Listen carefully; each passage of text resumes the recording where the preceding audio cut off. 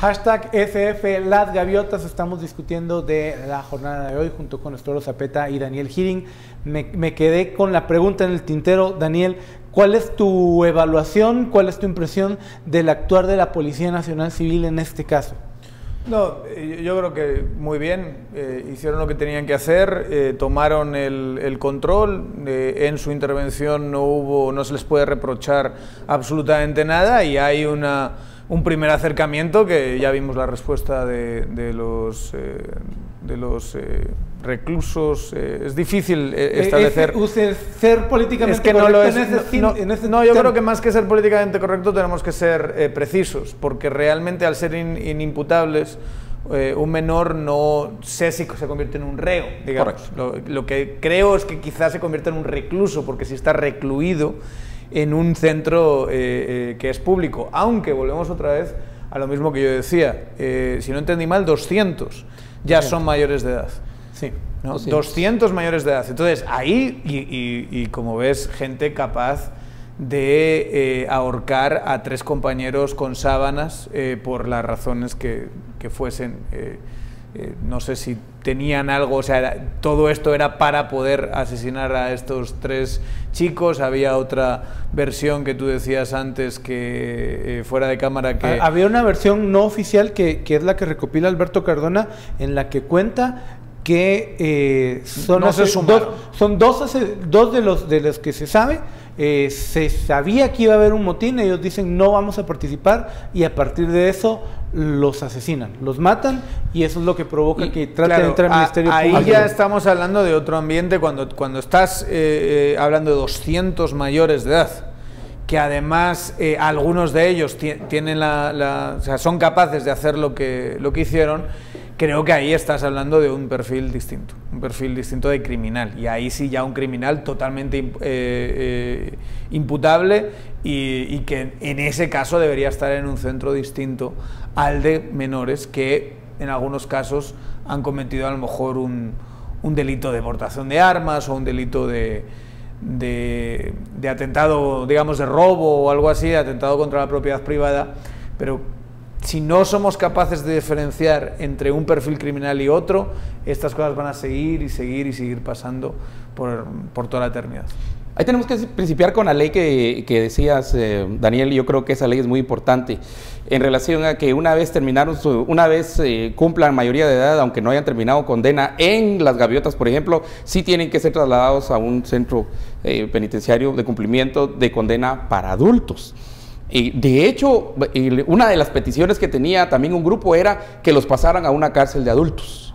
Ya, pero eso es distinto a lo que plantea la ley. La ley plantea un tipo de cárcel intermedia, porque la realidad es que cometieron el delito cuando eran menores. Correcto. Y es en el proceso de cumplimiento que se convierten en adultos. Entonces, por eso esa cárcel intermedia sería un gran instrumento para separar. Lo que no tenemos entre Las Gaviotas y el Infiernito, por ejemplo. Lo que no tenemos entre Las Gaviotas y ahora, no sé, todas las cárceles que hay, el Boquerón, por ejemplo. Es un buen no tenemos esa interfaz.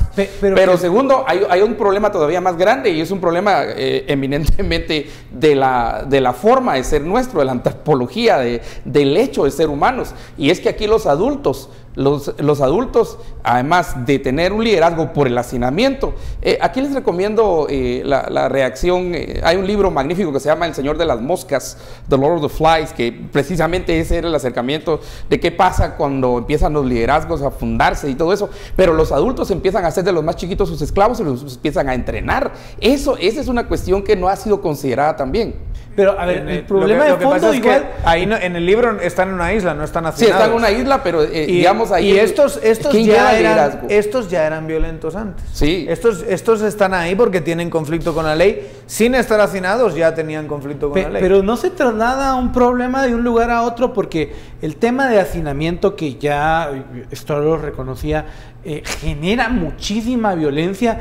Si los sacas de una correccional a una cárcel de transición, donde probablemente van a estar igual de hacinados, a una cárcel de cumplimiento de condenas como el Infiernito, donde también están hacinados, lo único que vamos a a resolver es mover un problema de un lado a otro. O moverlos a torre de tribunales y 230 en este momento. Y tener a un montón de policías ahí ocupados con ellos. Es reactivo, es una forma de paliar un problema y obvio la reacción viene de lo que pasó con la misma Secretaría de Bienestar Social que pasó con el tema del hogar. Entonces quieren curarse de espanto y decir sí hicimos algo al respecto, pero en última instancia estás hablando de un gran parche y de nada que vaya a solucionar este problema de forma más estructural.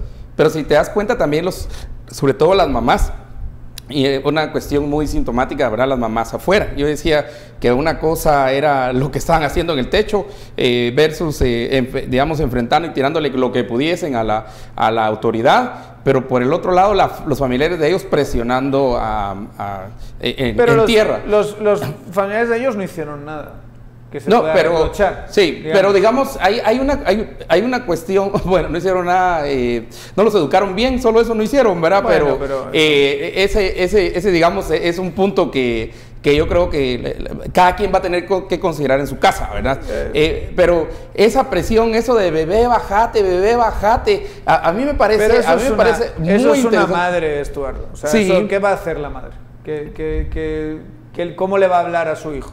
Entonces, hay que ser hasta cierto punto comprensivo con una situación de esa naturaleza, ¿verdad? Además que no sabes quién es el hijo, ni qué parte tienen los asesinatos, ni nada. Decir que ni qué por bueno qué que no se sabe ni por cuál delito, ¿verdad? Pero sí, si hay 200, y ellos mismos cuentan por cuál delito están ahí, eso es lo más interesante. A los pocos que se pudo entrevistar, cuentan ellos mismos por cuál delito están ahí y las peticiones que tienen.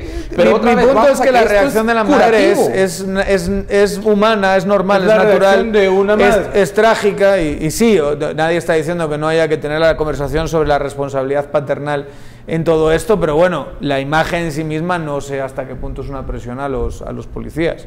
Los que están tirando las botellas y las piedras sí son los muchachos, ¿verdad? Eso sí. Y aquí yo creo que también, digamos, en otros lugares tendrían, para estos, si va a ser reacción, van a tener que tener los medios para reacción, ¿verdad?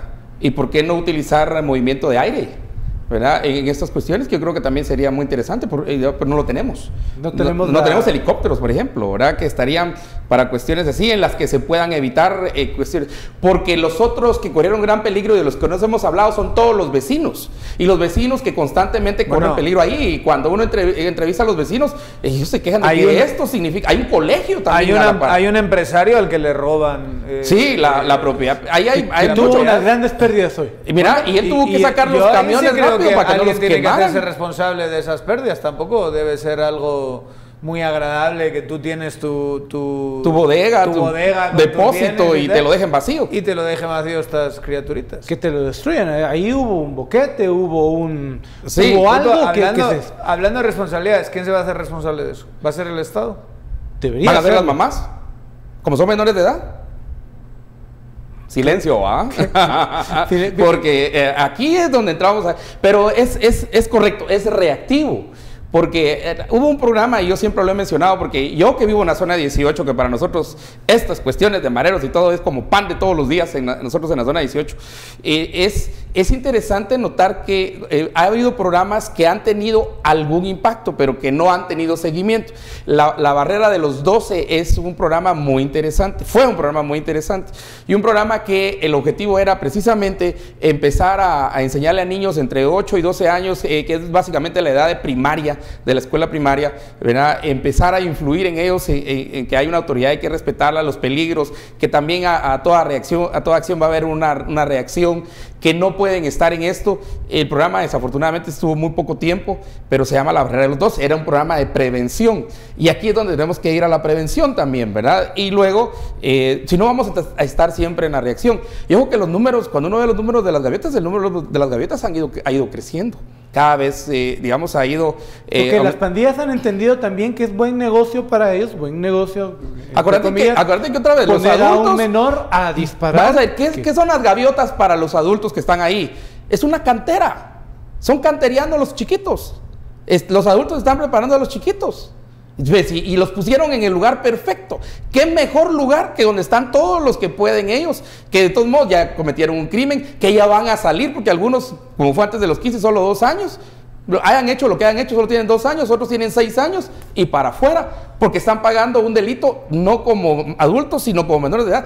Ese es el mundo ideal del marero grande. Y muchas veces cuando hablamos de menores de edad, estás hablando de alguien que, en fin, le queda poquito para ser mayor de edad. O sea, ese es también la circunstancia. Por eso hay tantísimos que ya son adultos, porque cometen el delito cuando tienen 17 años y medio y en poquito tiempo ya se convierten en adultos y pueden estar ahí con chicos de 15, de 14, y ahí es donde está el verdadero peligro.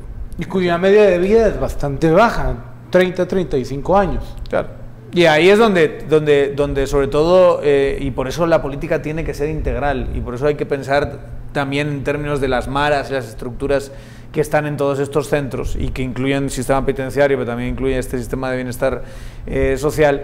Ese papel de los que son mayores y los que son adultos es el que hay que de alguna manera separar, el que hay que aislar a esta gente de los que son más pequeños.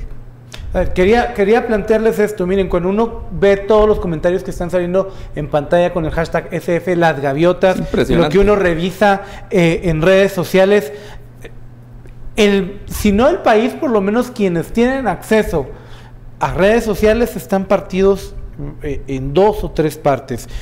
Estoy leyendo uno al azar de Maynor Monterroso que dice: hay que torturar a estos nenes poniéndoles en la tele las películas. Bueno, pero, ese es un chiste, pero sí hay mucha gente que está hablando de torturar, de quemar, de matar estos lugares. La reacción es inversa. La reacción es inversa y yo creo que tenemos que entender eso, que por la situación en la que ellos viven y todo, el nivel de resiliencia es altísimo. ¿Qué es resiliencia? La capacidad que tiene un sujeto de vivir bajo extrema presión, bajo un estrés impresionante y sobrevivir a eso. Entonces, muchas veces eso no los debilita ni los quiebra, al contrario, los fortalece. Y aquí voy otra vez al adulto menor. ¿Por qué? Porque el adulto se vuelve aspiracional para todos los chiquitos. Los chiquitos es: yo quiero ser como aquel cuando sea grande. De todos modos, ya estamos presos en el mismo lugar. Entonces lo que quiero hacer es como aquel que manda, que tiene, que lo llevan a ver, que tiene visita conyugal, que le llevan de todo. Así quiere ser el menor. Y el menor con la ventaja que ya va a salir. Porque yo creo que el siguiente estudio que tendríamos que hacer, porque esto es a los datos, hay que remitirse, es de todos estos que están ahí, ¿cuántos van a salir este año? Digamos en este semestre, julio, diciembre, ¿cuántos salen en el primer trimestre, enero, febrero, marzo del 2018? Será interesante porque estos son los que vamos a tener en las calles.